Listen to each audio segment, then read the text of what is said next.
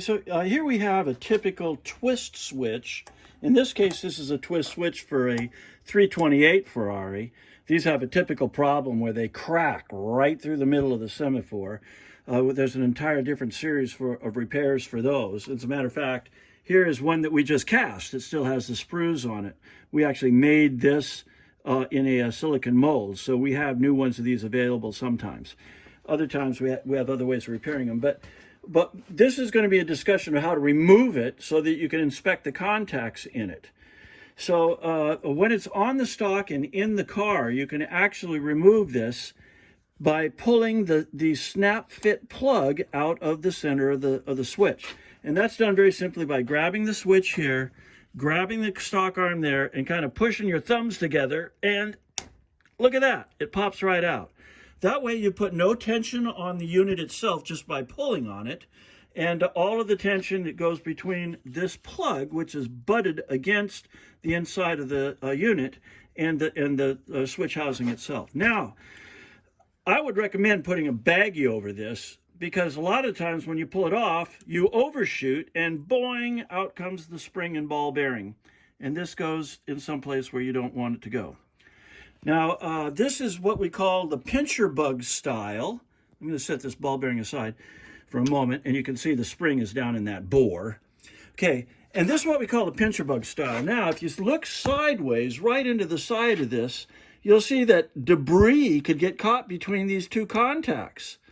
So it's a good idea to take a file or a little piece of sandpaper and put them between the two contacts and clean them out. Make sure that they're absolutely clean. As well, the two feelers on this are pointing parallel to each other, which is what we want. Now watch, as I lift the top contact, the bottom one follows to a point and then it separates.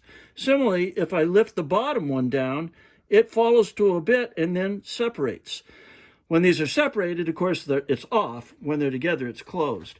Now, in the base of this hollow twist switch, which you probably can't see, there is a little football-shaped cam. And what it does is when that cam goes in here, it turns sideways and separates these two from the back. And then when the football is longitudinal, they come together. Matter of fact, oftentimes we find that little cam inside there is actually snapped off. And it's kind of hard to tell, because when you're looking down in there, you almost have to put a feeler in there and feel it, because as it's broken off, you still see a football shape. So really good to know that little football is still in there, the cam, actually. Okay, so now we've got this apart. We know how to see them, but a lot of the times these things will be widely separated, and you'll have to put the spring back into them. In order to put the spring back into them, we take a pair of needle nose pliers and bend it right about here, which preloads it this direction, and bend this one just a little bit like this, and that puts the spring tension back in them to make them collapse together. Now, you might also notice that this wire has popped off, because Ferrari was absolutely notorious in cold soldering these joints, and the wire just pops right off. We have sanded this properly and have a nice, there's no meniscus there. This is flowed out, so it's a good contact. Now, to put it back together after you've made your adjustments, you need to stick the ball in place. What we use is a little tiny dab of vacuum grease, although any good sticky grease like, red wheel bearing grease would work.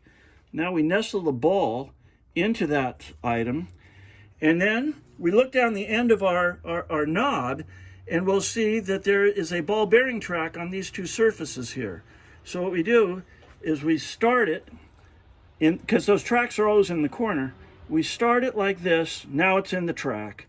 We can push it down the rest of the way, pop it in, and bingo, we're back to operation. Now, there's another version. It's what we call the roller cam version. And these are just as notorious for failure. The removal of the roller cam version knob is exactly the same as we've already demonstrated. So once this is off, you can look down and you will see, well, actually this is one that we have actually made ourselves. This is nylon. The original ones, as they shrink over the metal, crack and the whole thing spins. But in their great wisdom, they made a contact that is operated by a cam inside of the twist switch. The cam comes around and rolls against this portion right here in order to make contact. Now, there isn't very much springiness in these sometimes, and oftentimes they break right here.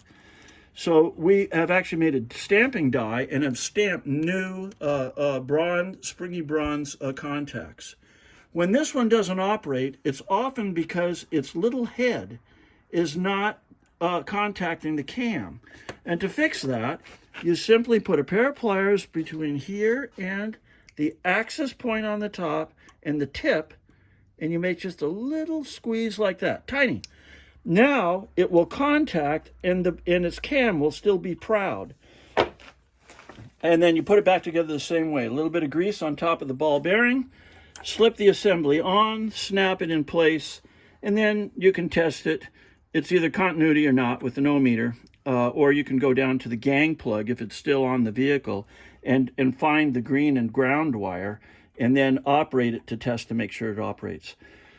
This particular knob is one that we have actually cast ourselves as well. These things go bad. Sometimes the cam operation on the inside can wear out. They crack. But the ones that we made are made of a superior urethane that is far better than the original acetyl plastic knobs that have a tendency to crack. In any case, that should give you the idea how to take care of both the roller cam and the pincher bug style. Thank you much for your attention, and I hope it helps you out.